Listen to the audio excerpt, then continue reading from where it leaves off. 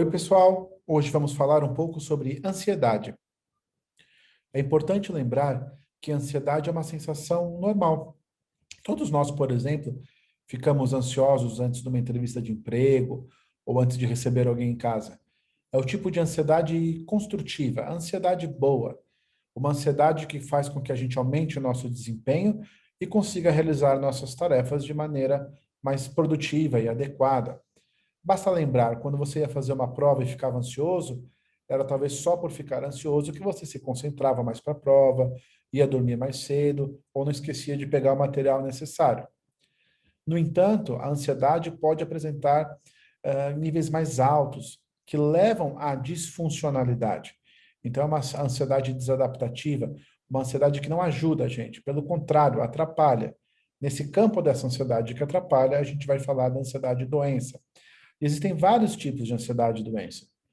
Por exemplo, tem gente que quando tem algum gatilho específico fica muito ansioso.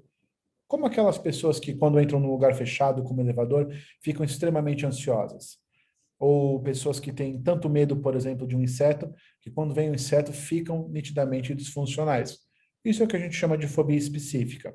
Algo mais raro no nosso meio e que não gera tanta preocupação. Em contrapartida, existe um outro tipo de ansiedade, de transtorno ansioso, de ansiedade, doença, muito frequente no nosso meio, e esse sim a gente vê no dia a dia, que isso é a famosa síndrome do pânico, né? As crises de pânico, também chamado de transtorno de ansiedade paroxística. A pessoa está aqui tranquilamente conversando com a gente e de repente, puf, tem lá uma crise marcada por taquicardia, falta de ar, sudorese, parece que vai morrer. Sabe, a pessoa acaba indo no pronto-socorro achando que vai ter um infarto, um AVC, e aí o médico fala para ela: não, calma, você não tem nada. Aí a pessoa pensa: nossa, tive a pior crise da minha vida e não é nada? Será que eu estou ficando doido? Fique tranquilo, não é nada disso.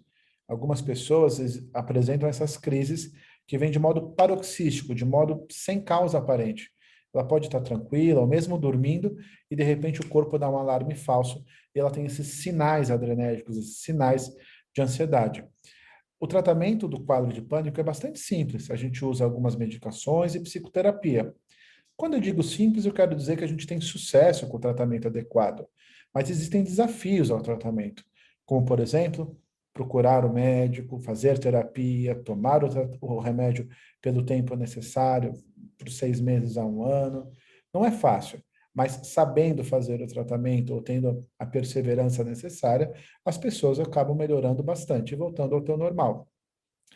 É importante lembrar que a ansiedade frequentemente está acompanhada também de sintomas depressivos.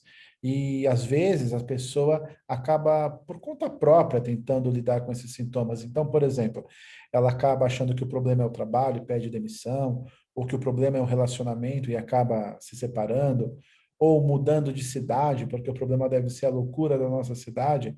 Então, as pessoas frequentemente tomam decisões precipitadas antes mesmo de entender que podem estar sofrendo de algum tipo de dificuldade mental.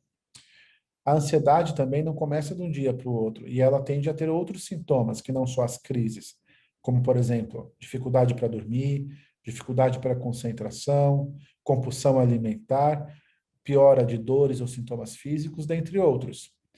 Vale a pena sempre estar atento e saber diferenciar na nossa rotina o que é uma ansiedade que faz com que a gente produza mais ou fique mais atento e o que é uma ansiedade doença que, pelo contrário, nos limita e nos impossibilita de caminhar.